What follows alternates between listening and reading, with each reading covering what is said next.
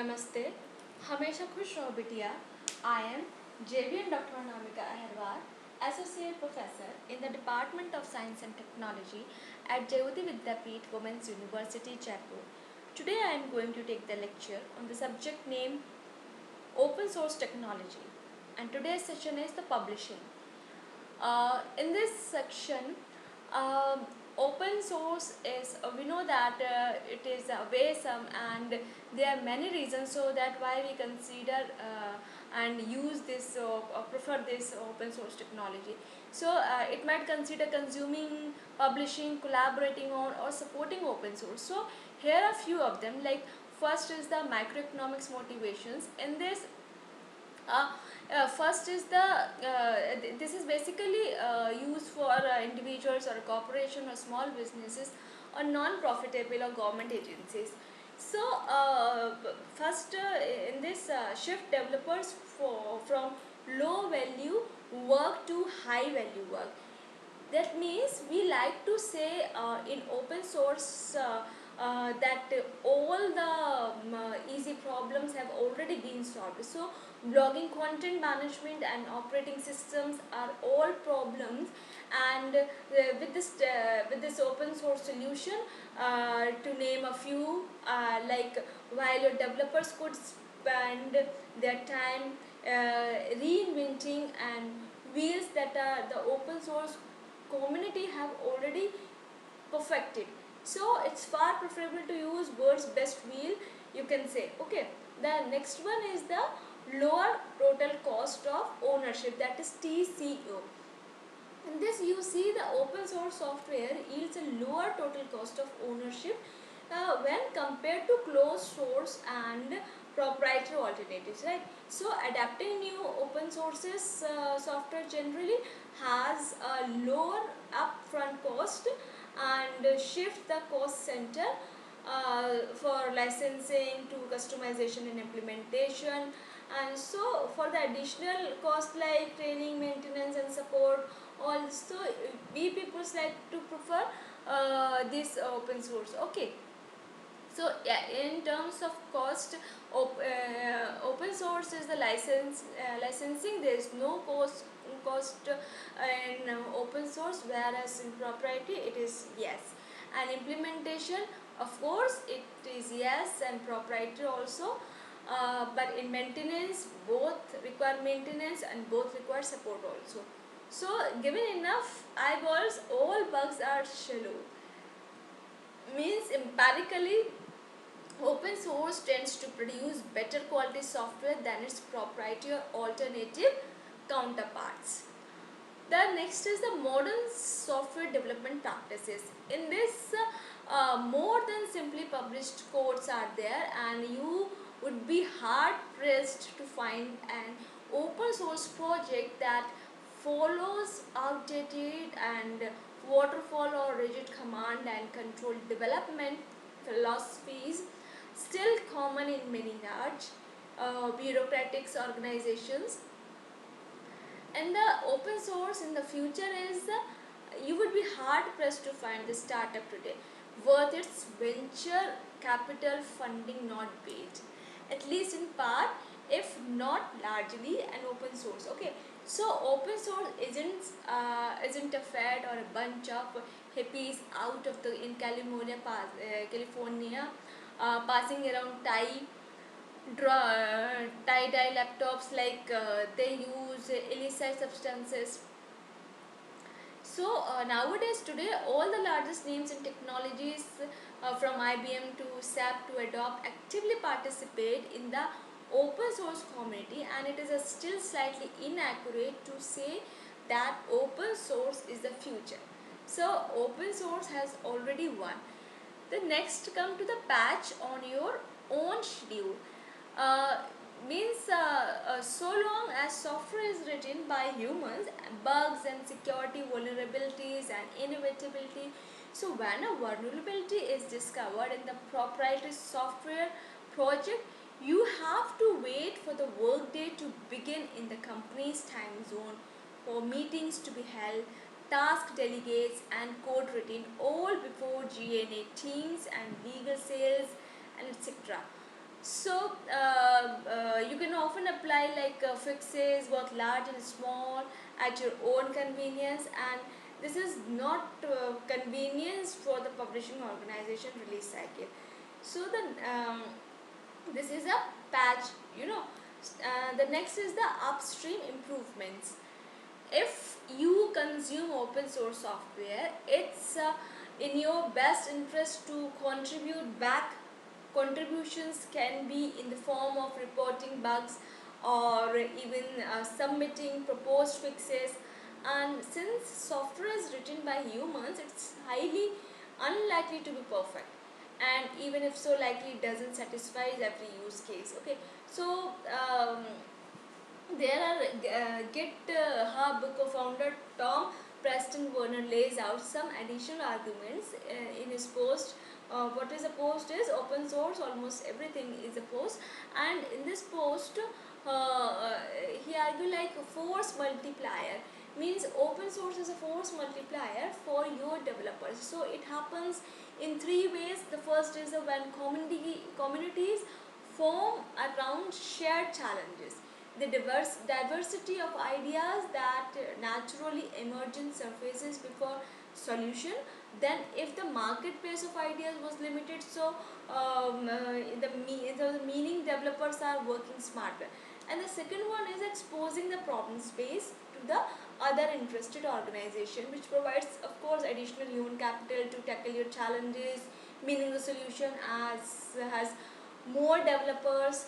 Okay, so the finally the third one is a more user, means more use cases being explored, and which means more robust code.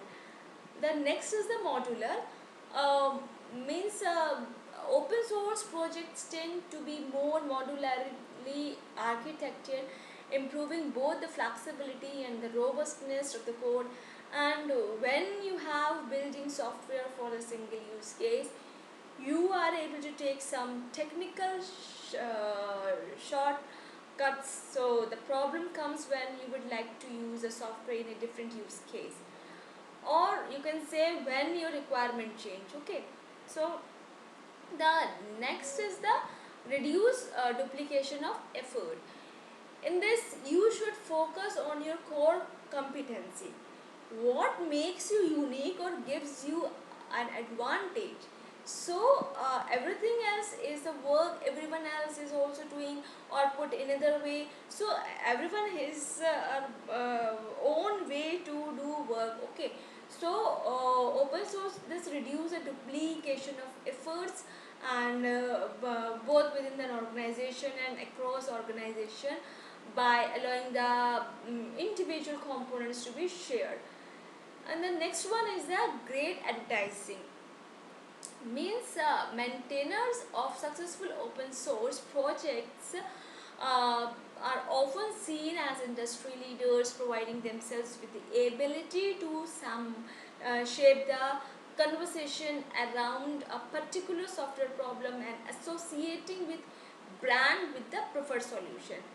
So there are known signals like Ruby and Rails, and GitHub is known for creating U-boat. Within 2 days, it has 500 watches on GitHub and 409 upvotes on Hacker News. So this translates into goodwill and for GitHub and more super fans than ever before. And the another one is the attract talent. In this, developers want to work on yet unsolved problems. So open source allows you to showcase or to the developer community the interesting challenges you face and how you think about solving them. So the open source developers can usually contribute to project to learn how you work and what it's like developing software for the particular set of challenges. And the next one is the best technical interview possible. This technical interview traditionally involves working on a simulated problem that can be tackled in a set amount of times with little additional context. Like such simulations by definition aren't real world use cases, so nor do they show what working with an applicant would be like. Okay, so this open source provides the visibility into both how a candidate solves a problem and how they work with others. So you can hire much more confidently if the past 6 months the candidate has been contributing to the project and you want them work on and you like their work. So this might be useful for this. And the second one is the macro economic motivations. In this, by combining and augmented parallel or related efforts, this open source makes a society more efficient at producing higher quality software. In this, we see the efficiency stand of the shoulders of kinds and the fuel of the marketplace of ideas. And the third one is the moral motivation. In this, the formal name for open source is free, liberal, open source software. As such, open source motivations have a strong moral component. So they are free as in speech, nor as in beer. So this is not without cost. Okay. When open source software is called free, so it is a reference to the rights or the software consumer receives, not the cost they must pay, right? The another one is the obligation to give back. The open source is the give a penny take a penny jar of software. If you consume open source, be it a server, a desktop publishing application, or a software library, you have an obligation to give back to the community. So after all, without the contribution of others, the macro and macroeconomic motivations would be no longer hold true. And open source, as we know, it would cease to exist. So this is a golden rule, or you can say in traditional philosophical terms, a categorical imperative. The next one is the governments should give what they have developed to the people who pay for their development. In this, if the development costs are paid by the government, then there's an additional argument for giving back, of course.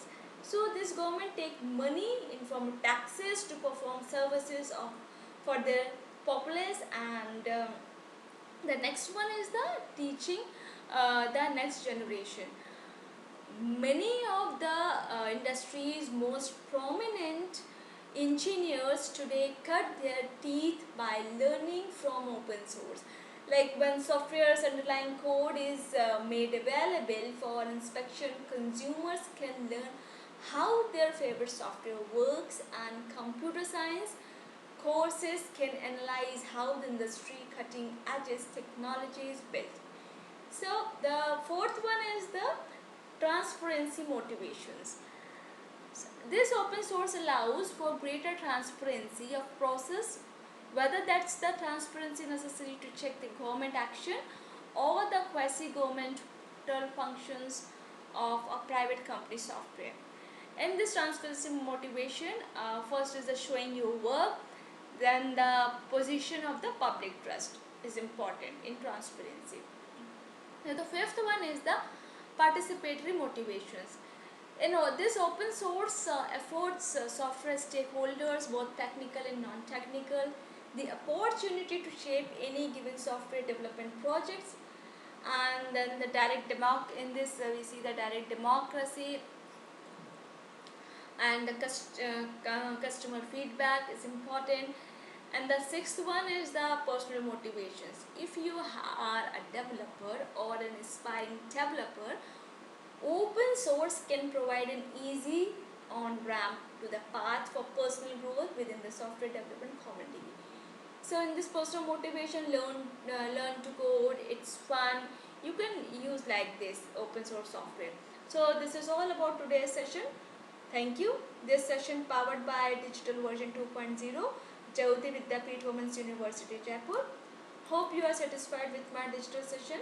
If you have any query, please mention in comment box. I will resolve it. Thank you.